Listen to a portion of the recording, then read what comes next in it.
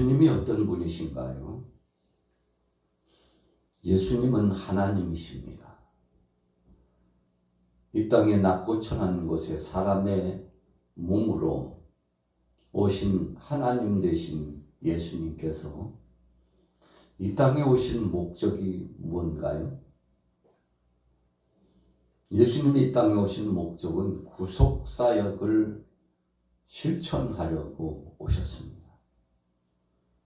그래서 예수님이 오실 때 낮고 천한 이 땅에, 그것도 베들레헴 작은 고을에, 유대 땅 베들레헴의 작은 시골, 한마디로 말하면 촌에 예수님께서 오셨죠.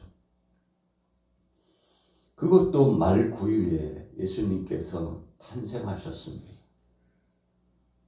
이미 하나님께서 약속하신 대로 마리아의 몸을 통해서 성령의 역사를 따라 마리아의 몸을 빌려서 아기 예수님께서 이 땅에 오셨는데, 마리아로서는 참 감당할 수 없는 엄청난 일이었습니다. 요셉도 마찬가지였죠. 아직 결혼하기 전입니다. 정혼한 사이지만 육체적인 관계를 갖지 않았고 순결을 지키면서 결혼의 그 시기를 기다리고 있었던 선남선녀.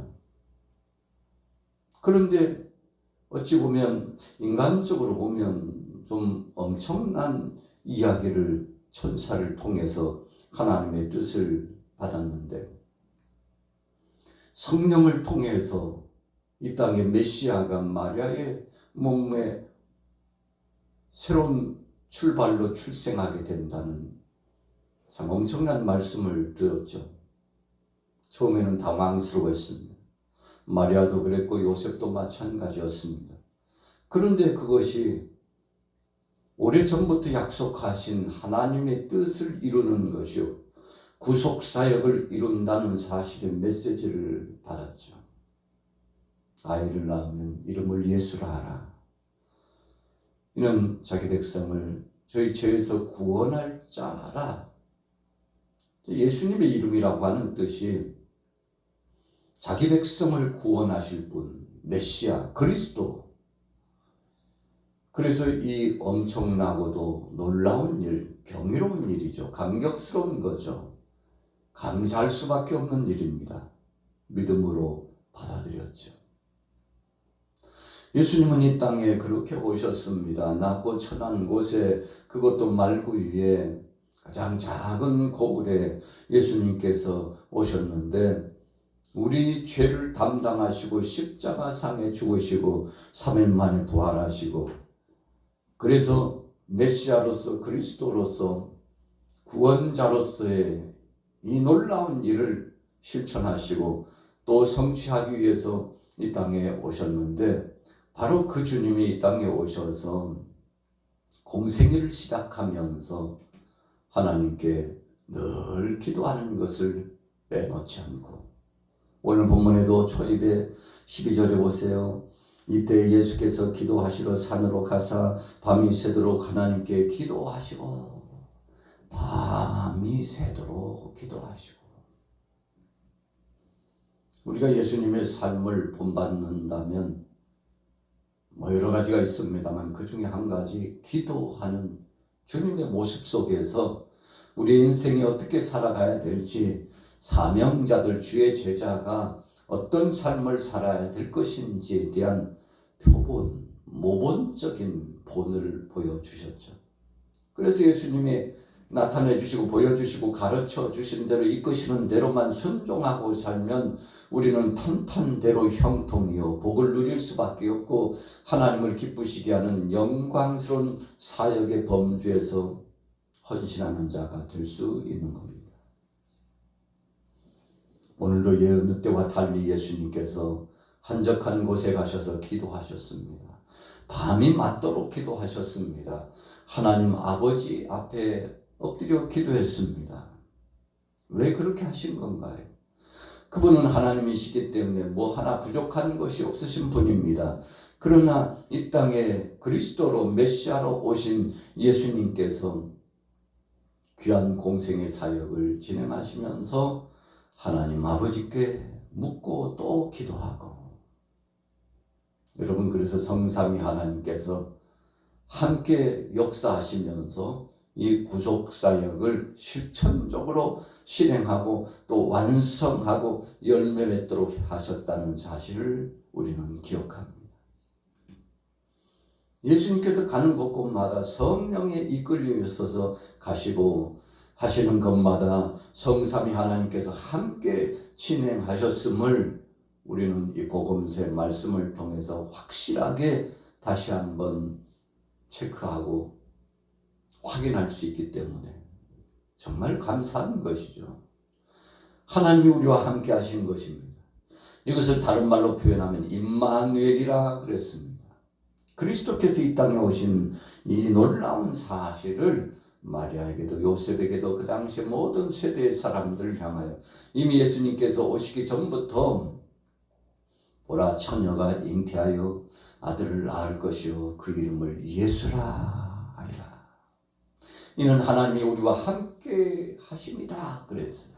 임마누엘, 하나님이 함께 하신 증거가, 우리를 버리지 아니하시고 구원하시는 증거가 예수 그리스도가 이 땅에 사람의 몸으로 오셨다는 겁니다. 그것이 바로 하나님의 사랑의 확증이요 증거적인 역사입니다. 오신 예수님께서 오늘 이제 제자들을 선택하셨죠. 12제자를 선택하셨습니다. 그리고 그들을 쓰셨어요. 그들에게 이 땅에서 제자로서의 사명이 무엇인가를 가르쳐 주시고 또 이 제자들이 앞으로 뭘 해야 될지 예수님께서 모본을 보여주시면서 일일이 다 데리고 다니면서 훈련시키셨죠. 그리고는 마침내 그 훈련의 완성이 예수님께서 승천하시고 난 다음에 오순절날 마가의 다락방에서 직전에 열흘 전부터 기도했던 그 기도에 대한 결과의 열매값으로 불이 여같이 갈라지는 것들이 저들에게 임했는데 성령을 충만히 체험하게 되었습니다. 성령을 충만히 체험했다는 것은 그분의 지배를 받았다는 것입니다. 그분에 의해서 말을 하고 그분에 의해서 생각을 하고 그분에 의해서 목적을 두고 살아가는 인생 되었다는 겁니다. 여러분 그래서 가장 복된 사람은 성령 충만한 사람입니다. 그리스도 대신 예수님을 구주로 영접하는 겁니다. 하나님의 구속사를 인정하고 그것을 기억하고 복음 증가하는 사역의 반열 속에 함께 헌신하는 겁니다. 이것만큼 복된 것이 없죠. 그래서 다니엘서에 보면 많은 사람을 옳은 대로 돌아오게 하는 자는 하늘의 별과 같이 비추리라 그랬어요. 비추인다 그랬어요. 별과 같이 비추인다. 선한 영향력을 드러내고 높이 높이 영광스럽게 하나님께서 복되게 자리매김해 주신다는 뜻이죠. 하나님의 상이 있다는 뜻입니다. 하나님이 최고로 기뻐하시는 것이라는 겁니다. 그래서 여러분 이 땅에 우리가 태어나서 살면서 가장 보람되고 복된 일은 전도하는 겁니다. 여러분 그래서 할 수만 있으면 전도는 100번 1000번 강조하고 행하여도 지나침이 없는 겁니다. 그래서 신앙인의 본분은 복음을 전하는 겁니다. 오늘 12제자를 왜 부르셨나요? 땅끝까지 복음의 증인이 되도록 하시기 위해서 부르셨습니다. 그래서 사도행전 1장 8절에 오직 성령이 너희에게 마시면 너희가 권능을 받고 예루살렘과 온 유대와 사마리아와 땅끝까지 이르러 내 증인이 되리라. 예수님의 증인이 된다는 겁니다. 예수님의 증인이 되려면 몇 가지 갖춰야 될 조건이 있습니다. 첫째는 예수님께 부름을 받아야 합니다. 두 번째는 예수님의 그 부활하신 모습을 목도해 본 부활을 믿고 확증해야 합니다.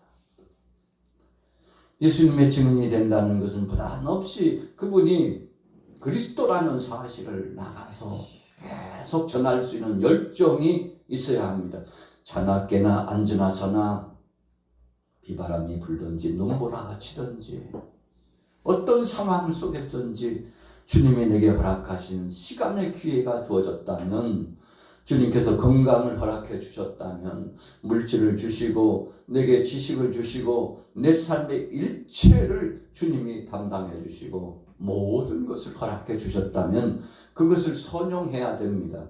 어떤 사람들은 주님이 주신 것 가지고 육신의 정욕, 안목의 정욕, 이 세상 자랑으로 쫓아가서 자기 만족에 빠지고 세상 것에 취해가지고 살아가는 사람들이 있어요. 여러분, 그러면 복되지 않는 삶을 사는 겁니다. 허랑방탕하는 둘째 아들과 같은 삶입니다. 그러나 주님이 나를 불러주셨음을 감사하고 주님 앞에 영광 돌리면서 주님을 기쁘시게 하는 복음 증거의 사역을 감당한다면 이 사람처럼 행복한 사람이 없는 것이죠. 예수님께서 12제자를 선택하시고 나가셔 더 적극적으로 전도하셨습니다. 복음을 전하셨어요. 복음의 실체 자체이신 예수님이 스스로 나가서 내가 바로 그리스도라고 말씀하고 앞으로 나를 증거하라고 말씀하시기 위해서 하나님 나라의 말씀을 3년 동안 공생의 기간을 통해서 제자를 선택하여 부르시면서 혼자 하시지 않고 제자를 부르셨죠. 12제자, 70인의 제자, 500여 제자를 부르시고 그 제자들과 더불어서 함께 사역을 하시고 그들에게 큰 사역을 진행할 수 있도록 훈련을 시키셨습니다. 기도 훈련, 말씀 훈련, 그리고 나가서 어떻게 전도해야 될지 전도 훈련, 그리고 그 시대의 사람들과 어떻게 함께 어우러져 살아가야 될지 삶의 과정 가운데서의 훈련, 일상생활의 훈련까지 철저하게 예수님께서 훈련을 시키셨던 거죠. 심지어는 먹는 것까지, 사람들과의 관계까지, 어떻게 어떤 사람들을, 어떤 대상을 찾아가야 될지 구체적으로 말씀해 주셨죠. 이 당시에 신분의 벽이 높았습니다. 사람들과의 간극이 깊고 멀었어요. 그래서 다가갈 수 없는 사람들이 많았죠. 전통적인 관습이 그랬습니다. 잘못된 습관적인 신앙생활이 그랬습니다. 하나님의 말씀을 잘못 해석하고 잘못 적용하면서 그랬습니다. 그래서 세상이 참 어두웠죠. 그런데 예수님께서 이 모든 장벽을 다 허물으셨어요. 신분의 장벽을 허물었습니다. 민족과 민족의 장벽을 허물으셨어요. 예수 그리스도 안에서, 하나님 안에서 다 쓴뿌리와 같은 것을 다 허물고 씻어내고 태울 것은 태우시고 새롭게 할 것은 새롭게 해서 어떻게 하는 것이 하나님 뜻대로 사는 것임을 말씀해 주셨죠. 그래서 율법과 선지자의 대강령,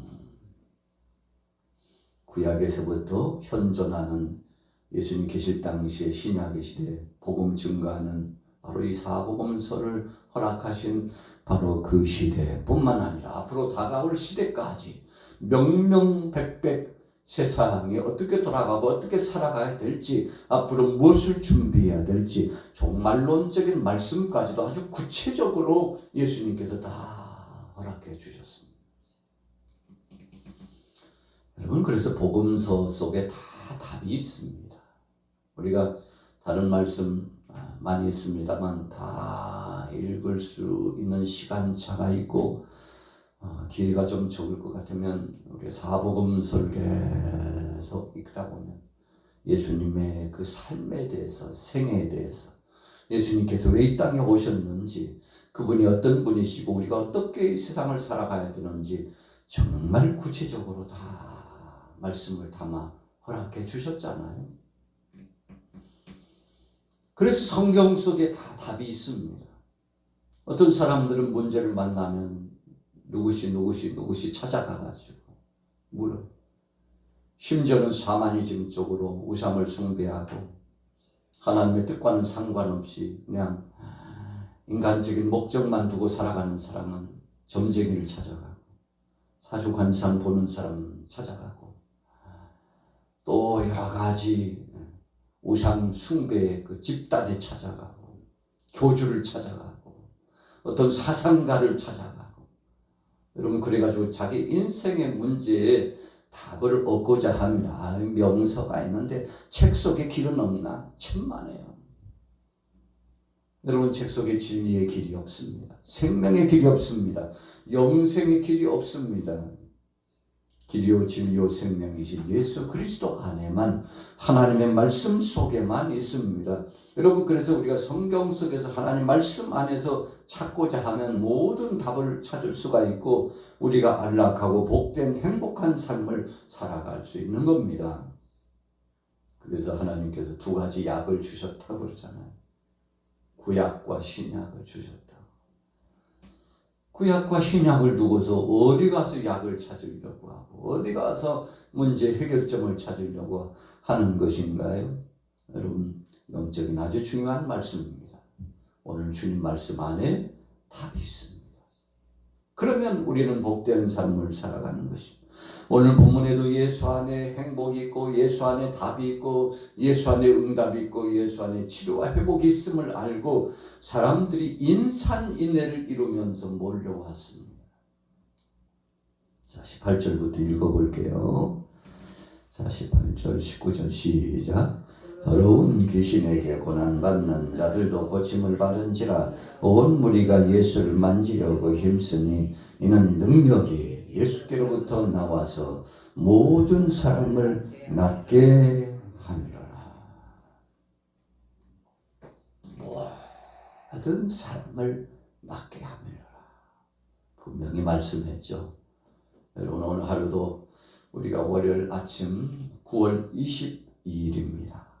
새 아침을 맞으면서 예수 안에서 모든 능력이 나왔다고 그랬죠. 치유와 회복이 나타났다고 그랬습니다. 오늘 주님 앞에서 소원을 두고 믿음으로 살아서 이런 응답과 은혜가 있기를 예수 이름으로 축복합니다. 여러분 세상 어디에도 답은 없습니다. 세상에서 찾으려고 하면 허무한 꼴을 당합니다. 낙심이 되고 절망감이 옵니다. 그러나 주님께로부터 찾고 주님 안에서 우리가 얻으려고 하면 하나님은 미쁘고 의로우사 우리를 꾸짖지 아니하시고 정말 좋은 것을 내어주시는데 오늘 그런 행복한 삶 이 시간에 기도하셔서 응답받고 능력을 체험하고 은혜를 누리는 오늘 하루 동안 삶이 되시기를 예수님의 이름으로 축원합니다.